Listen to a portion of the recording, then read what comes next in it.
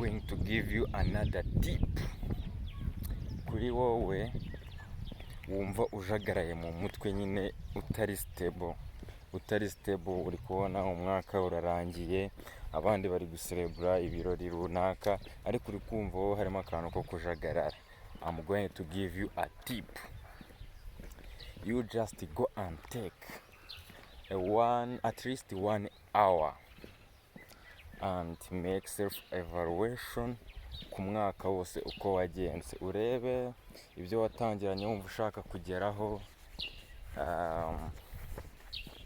ibyo wabashije gukora abo mwatangiranye, ibyo wakoze utapanze, byose kila kitu ndagusezeranya yuko biraza kurangira ubaye free mu buryo utazi, wumva wisutekana and ukuyemo igisubizo kigufasha.